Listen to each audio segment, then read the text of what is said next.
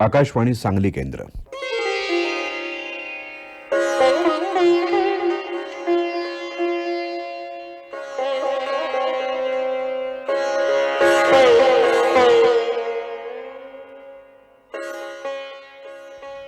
राजा रवी वर्मा.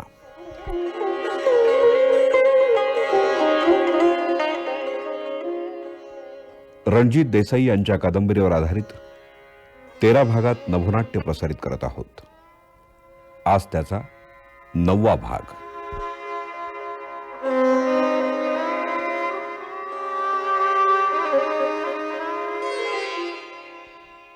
नभोनाट्य रूपांतर माधुरी आठवले.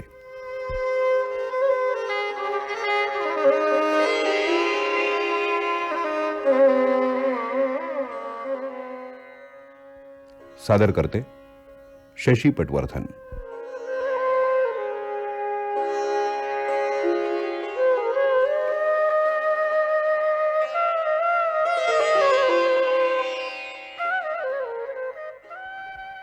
राजा रवी वर्मा.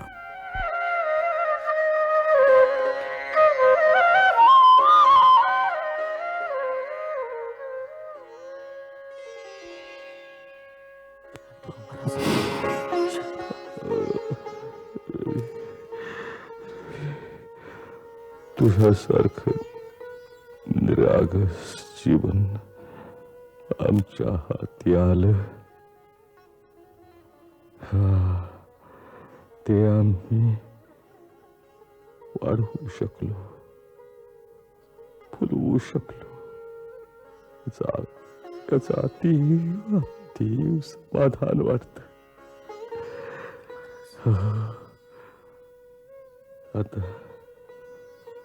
आमच्या अंतकाळी तू धावून आलास रवी.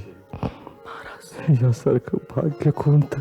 महाराज, हे बघ, ऐश्वर्य, सुखोपभोग, त्यातून माणूस तृप्त नाही होत.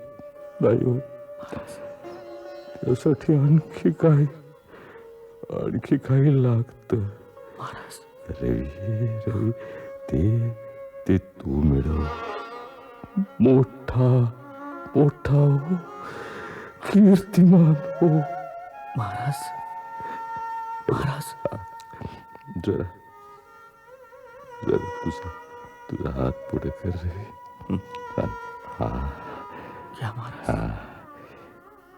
हे बघ, ही आमच्या बोटातली हिऱ्याची अंगठी घे. आमची आठवण म्हणून ठेव. आमची आठवण.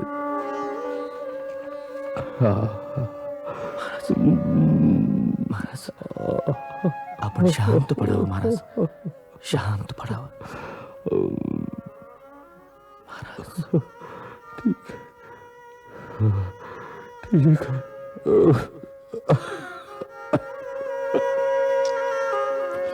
ठीक, आम्ही विश्रांती घेतो. विश्रांती.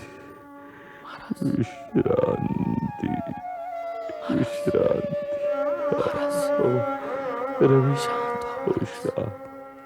शांत.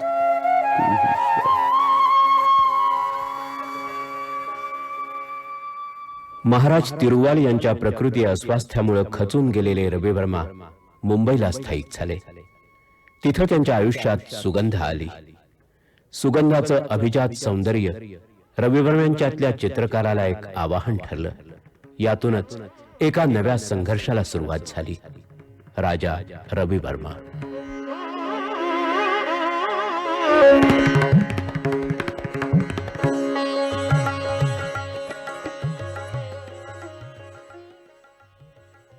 कमळा, ए कमळा. काय ग मावशी?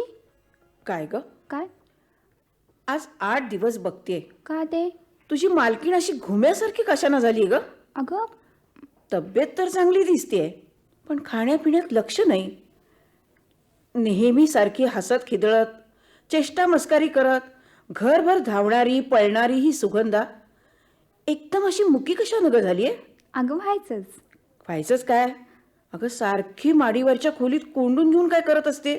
अगं काय करणार, चित्र बघत बसते. चित्र कुणाचं ग? अगं तिचंच की, आणखी कुणाचं? आरसा बघून समाधान होत नाही, हं? मग चित्र बघायला नको? तिचं चित्र कोणी दिलं? ते ना आमचं गुपित आहे. गुपित? हम्म. मावशीला सांगायचं नाही होय ग? तसं नाही. अलीकडं माझ्याशी परकेपणा का करता ग? तसं म्हण, पण चित्र कोणी दिलं ते सांग तरी. चित्र होय, एका चित्रकारानं. चित्रकारानं? आणि ते ग केव्हा? अगं कुठं काढलं चित्र? अगं मंदिरापाशी. आता ग? हं? मंदिराला जाता तुम्ही आणि हे उद्योग चालतात म्हण की. अगं पण आता काय करतेय? कोण? तुझी सासू. आता सांगतेस का? अगं अगं अगं झोपलीये ती. अरे माझ्या देवा, काय झालं? अशी झोप म्हणावं. 8 दिवसात तंबोऱ्याची गवसणी निघाली नाहीये. रोज तबलजी येऊन जातो परत. मी तरी किती सुपाऱ्या थांबून धरायच्या. कुणा मेल्याची दृष्ट लागली आहे, कुणाला दखल. दृष्ट? नाहीतर काय, हे चित्र घरात आल्यापासून हे असं चाललंय. अगं मावशी, पण त्या चित्रानं काय केलंय? काही सांगू नकोस तुम्हाला. का? ही करणी बरं, करणी. करणी? हो, पाहतेस ना, हसती खेळती पोर. हे चित्र घरात आलं आणि तिची काय अवस्था झाली. कायतरीच तुझं मावशी. अगं असल्या चित्रानं का कुठं करणी होते? होते बरं, होते. खरंच का गं मावशी? माझ्या गळ्या शपथ सुटली म्हण. सुटली? ते जाऊ दे. 2 दिवस झाले त्या मेल्याला शोधतेय. कुणाला? हुडकतेय. कुठे उलटलाय कुणाच ठाऊक. अगं पण कोण? अगं कोण काय, डोसकं तुझं. आपला नागनाथ. हा हा असल्या करणीवर उतारा करतो ना तो. हा हा मेला एरवी दिवसातनं 10 वेळा येईल इथं. पण अगं मावशी, हा आलाच बघ. मावशे, आलाच बघ. हे नाग्या, इकडे जवळ ये. ये असा. आणि बघ मी काय सांगते ते आहे. असं करायचं ते असं. ते चित्र आहे ना ते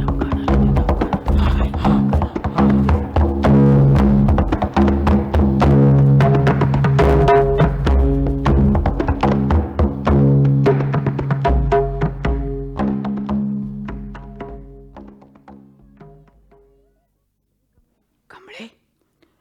ए कमळे, काय ग मावशी? सुगंधा देवदर्शनाहून आली का ग? आली की, थेट माडीवर गेलीये. बघ, पाहिलंस काय ते? कसं खूळ भरल्यागत करते ती. होय ना. सगळ्या घरादाराला चिंता लागली हिची. मग काय? पण हिला पत्ता आहे का कशाचा? तेच की. अगं अगं मावशी, मावशी मावशी मी निघते. ह मावशी काय? मावशी अ? माझ्या खोलीत कोण आलं होतं? हं? खरं सांग. केशर माझ्या बरोबर देवळात आली होती. हं? नाही ग बाय, कोण येणार तुझ्या खोलीत? मला तर काय जिना चढवतोय होय. मग हे हे हे सगळं केलं कुणी? काय? या चित्राला टाचण्या कुणी खोचल्या? आणि हा गुलाल, हे बघ, हे काय आहे सगळं? कुणी केलं हे सगळं? खरंच बाय, मला काय माहित नाही. मावशे, तुझ्याशिवाय हे कुणीही करणार नाही. मला नक्की माहितीये. बघा बाई, ज्याचं करायला जावं भलं तो म्हणतो माझंच खरं. अगं तो नागनाथ म्हणाला तुझ्यावर करणी झाली म्हणून. जीवाला चैन पडे ना म्हणून. अगं हसतेस काय? करणी? हो. आणि माझ्यावर हसतेस काय? मावशे, म्हणून तू केलंस हे सगळं? हो ना. हे बघ, या टाचण्या फेकून दे. हा? पुन्हा या घरात असलं चालणार नाही. बरं बाई. करणी म्हणे, करणी नाहीतर काय, करणीच की. किती सुंदर चित्र. छे, मी काय एवढी सुंदर आहे? नक्कीच नाही. त्यांना मी इतकी सुंदर दिसले असेल, पण ते का नाही दिसत कुठंच? किती शोधलं, किती वेळेला वाळुकेश्वराला गेले, किती म्हणून वाट बघायची माणसानं. छे छे, मी कशाला वाट बघू त्यांची? भलतंच काहीतरी. ते कोण कुठले काही सुद्धा माहिती नाही. मग मन असं बेचैन का होते? काय हवे मनाला? कुठंच कसं रमत नाहीये. किती साधं रूप त्यांचं.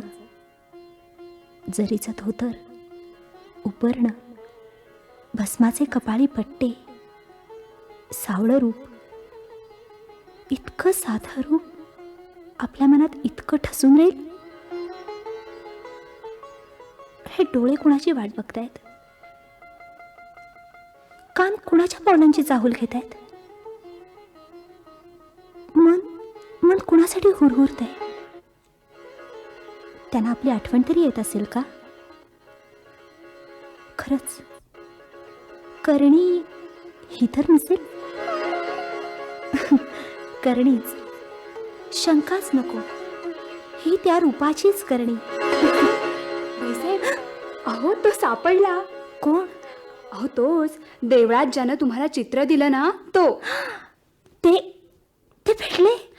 तुला भेटले? भेटले नाहीत बाईसाहेब. मग? अहो मी बाजारात गेले होते ना, तिथं त्यांचा नोकर भेटला. खरंच? हे बघा, आपल्या जवळच राहतो तो, भाट्याच्या बंगल्यात. कमल, सगळ्यांना असं एकेरी नावानं हाका मारणं बरं नाही. अहो पण जरा आदबीनं बोलायला शिक.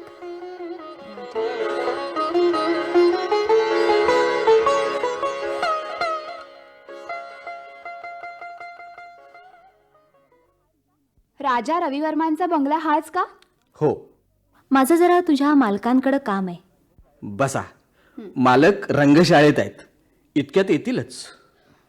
हो हो हो हो हो, बाईसाहेब काय सुंदर आहे दिवाणखाना. कमला, अगं जरा हळू बोल. बाकी सगळा बंगलाच सुरेख आहे नी. मग भोवतीची बाग. फार श्रीमंत दिसताय. बाईसाहेब, आसामी फार बडी दिसते. हा, मुंबईत बड्या आसामीना तोटा नाही. आणि मी त्यासाठी नाही आले त्यांच्याकडं. हो ना. अगं बाई, ते आले आले. अरे आपण नमस्कार सर. सरकार. नमस्कार. फार वेळ बसावं लागलं का? नाही, पोलीस नाहीत ना आणले बरोबर? पोलीस नाही आणले, पण हे चित्र आणले. चित्र? हां. आम्ही काढलेलं तुमचं चित्र? हो. का आवडलं नाही? फार आवडलंय म्हणून तर घेऊन आली आहे. आपली हरकत नसेल तर आमच्या रंगशाळेतच बसूया आपण. हो. कमला, मी आत्ता आलेच. हं, बरं. चलावं. या या या असे या या. हां, ही आमची रंगशाळा. दिवसाचा बहुतेक वेळ मी इथंच असतो. किती सुंदर आहे ते चित्र. देहभान कसा अगदी हरपून जाते. खरंच? मी पाहू ती सगळी चित्र? त्यासाठीच तर इथं घेऊन आलोय तुम्हाला. चला, मी सांगतो माहिती त्यांची. आता हां, हे चित्र बघा. शकुंतला दुष्यंताला पत्र लिहिते, तो प्रसंग. याला मद्रासला आम्हाला बक्षीस मिळाले. सुवर्ण पदक, प्रशस्तीपत्र गव्हर्नर साहेबांचं. वा. आणि हे चित्र आहे ना, ही एक नायर स्त्री आहे. याही चित्राला बक्षीस मिळाले. हां. बाकी किती नाजूक आहे नाही. सुंदरतेपेक्षा मादक गोडवा आहे हिच्या चेहऱ्यात.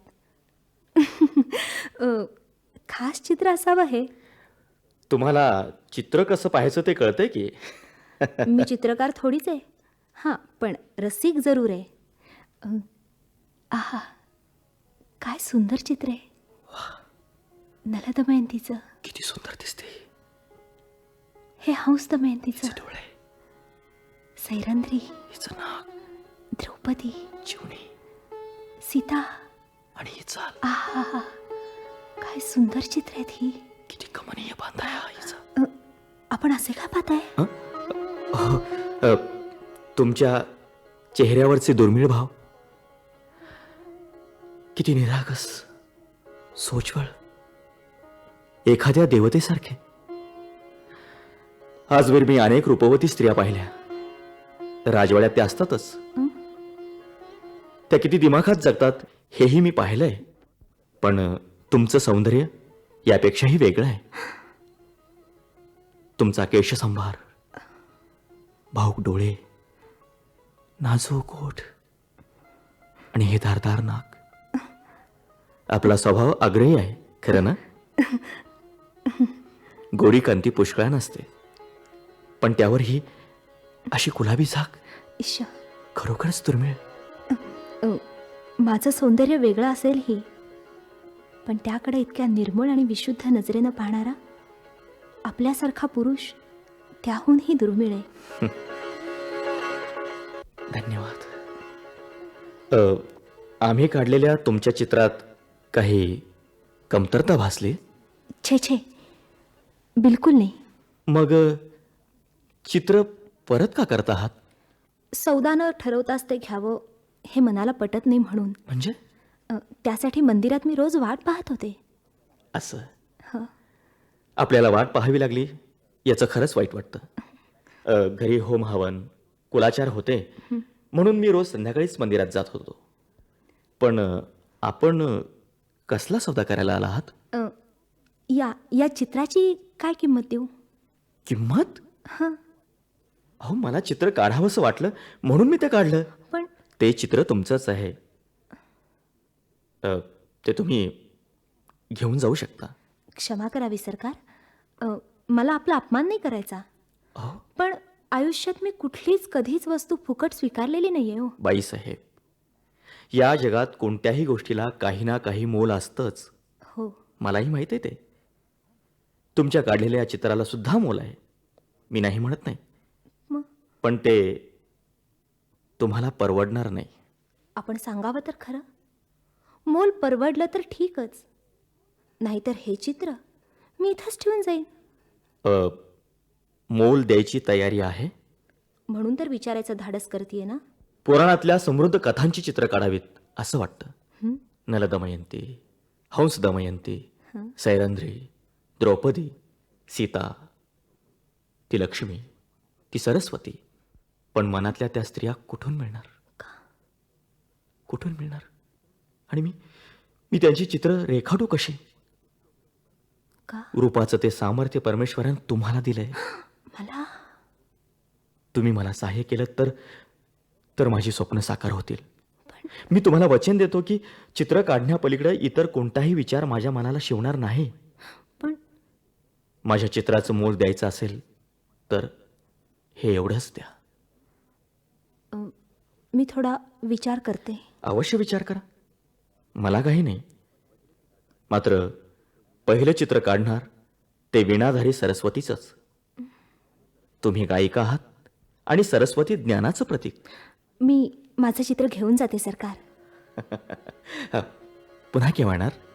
आपण आज्ञा कराल तेव्हा. उद्यापासून सुरुवात करूया. आपली इच्छा. येऊ मी. चला.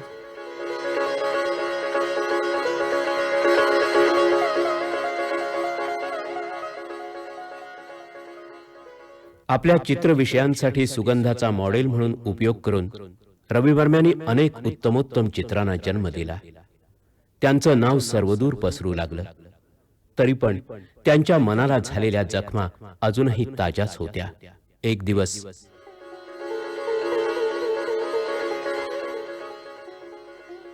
दादा, सुगंधाबाई आणि कमला रोज येतात नाही रंगशाळेत? तर सरस्वती, लक्ष्मी, द्रौपदी, हंस दमयंती, कितीतरी चित्र काढली आहेत दादाजींनी. हो ना. गोदा, ते जाऊ दे. आज तू रुद्रवेणेला हातही लावलेला नाहीयेस. हो. हे बघ, दादाजी आता येतील. यायची वेळ झालीच आहे. अरे, आपला हा रामय्या कुठे आहे? तो ना वरती सुगंधाबाई आल्यात ना, हां. त्यांना झुंबर लावायला मदत करतोय. झुंबर? हो. त्या स्वतः घेऊन आल्यात. अरे बघ, दादाजी आलेच. राजवर्मा, हं? गोदवर्मा. हो. अरे, तुम्ही असे गप्प का बसला आहात? आणि काय गोदवर्मा, तुम्हाला आज रियाज नाही करायचा? तसं तानपुरा, मृदंग, रुद्रवीणा तशाच पडू नयेत. आणि हा रामय्या कुठं आहे? वरती आहे. ठीक आहे, आम्ही जातो वर. हं.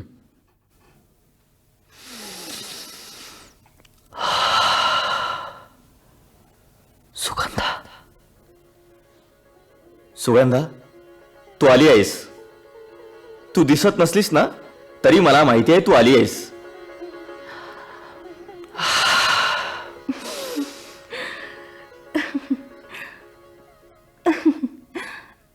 महालेवी, आपल्याला चेहऱ्यामागचे भाव दिसतात म्हणे, पडद्यामागचं सुद्धा दिसतं वाटतं.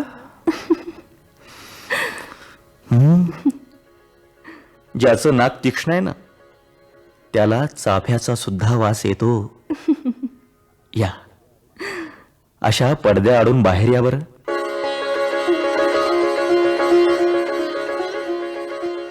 वाह! आज अगदी लक्ष्मीसारखी दिसतेस. कुसुंबी रंगाचा शालू नेसलेला तुला पाहिलं ना की खरंच डोळ्याचं पारणं फिटतं माझ्या.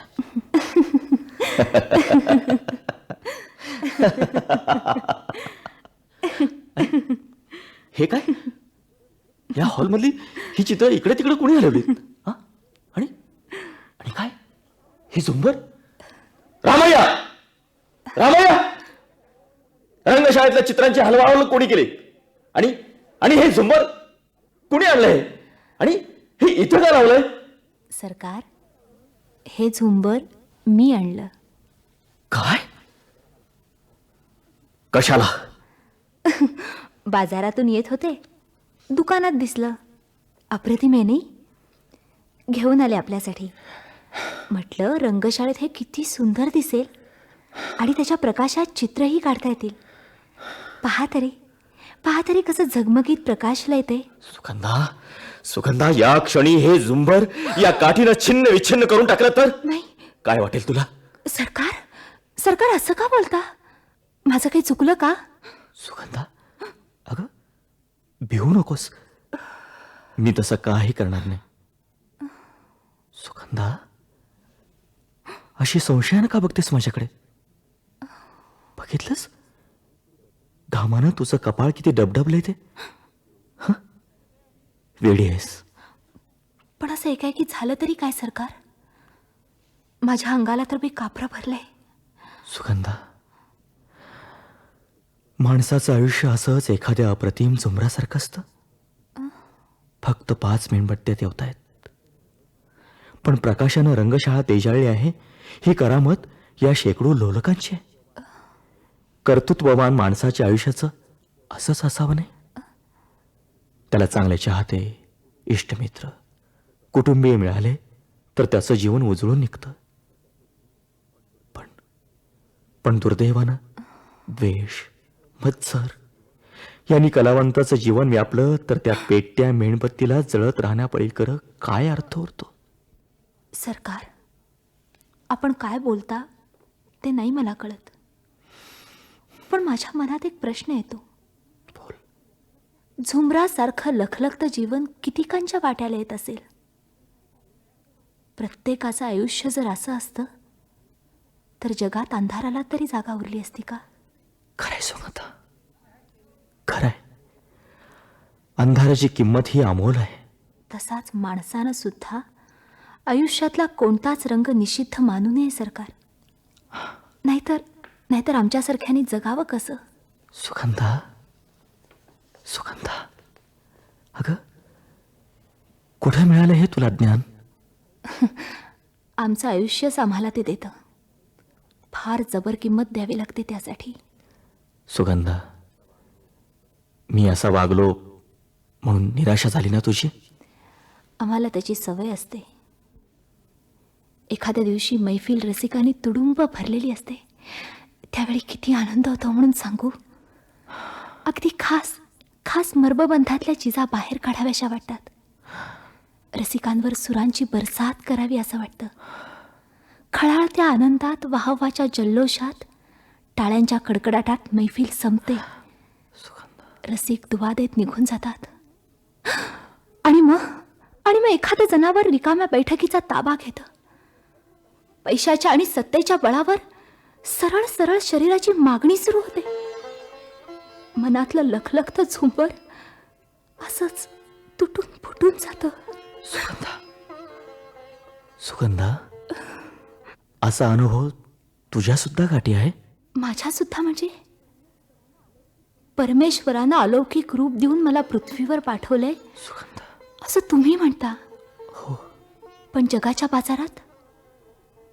बाजारात माझी काय किंमत आहे सरकार? सुगंधा, अशा वेळी जीवावर उदार होऊन खिडकीतून उडी टाकून प्राणापेक्षा अब्रू वाचवली मी. गाणाऱ्या स्त्रीला काही अब्रू नसते.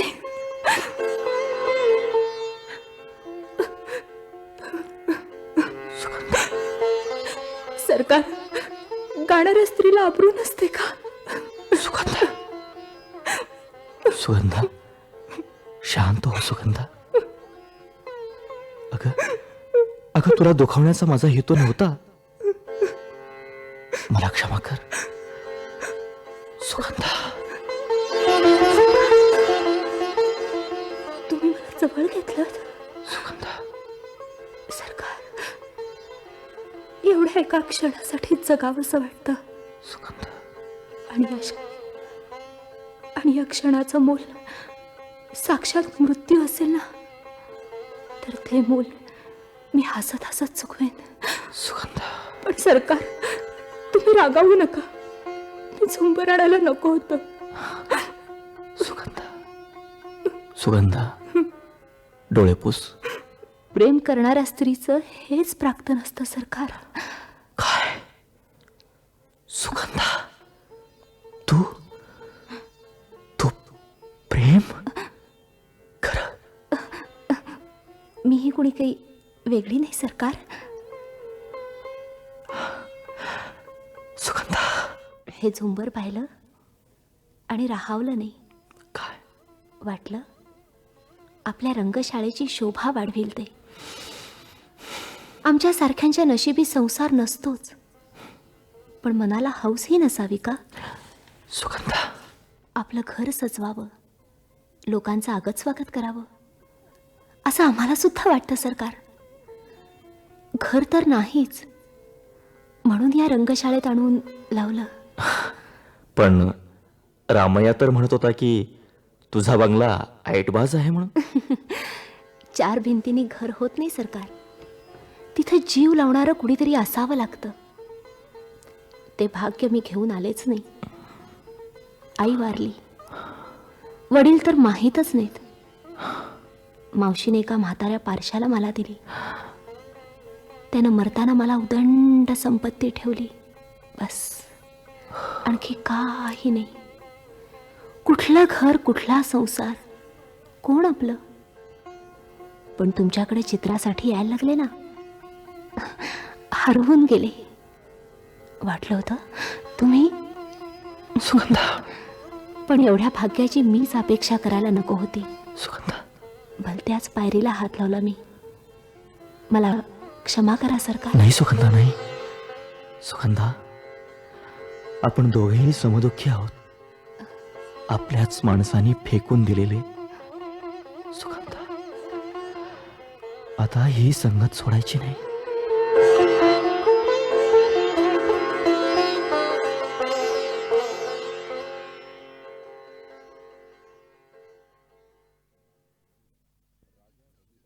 राजा रवी वर्मा, रणजित देसाई यांच्या कादंबरीवर आधारित माधुरी आठवले यांनी केलेल्या नभोनाट्य रूपांतराचा 9वा भाग आत्ताच आपण ऐकलात. यातील भूमिका आणि कलावंत: मावशी शांता तांबे, सुगंधा महेश्वरी काळे, कमल सुमेधा कुंभोजकर, राजवर्मा उदय गोडबोले, गोदवर्मा सदानंद गाडगीळ, रामय्या प्रभाकर गुरव, महाराज तिरुवाल अरुण नाईक आणि राजा रवी वर्मा प्रकाश गडदे. सूत्रधार वामन काळे. पार्श्वसंगीत बासरी विजय पवार, सतार रफिक नदाफ, व्हायोलिन शंकर कबाडी आणि तबला मनमोहन कुंभारे. तांत्रिक सहाय्य सुनील घळसासी आणि सुनीती भाटे. सादर करते शशी पटवर्धन. नभोनाट्याचा हा कार्यक्रम आकाशवाणीच्या सांगली केंद्रावरून प्रसारित करण्यात आला.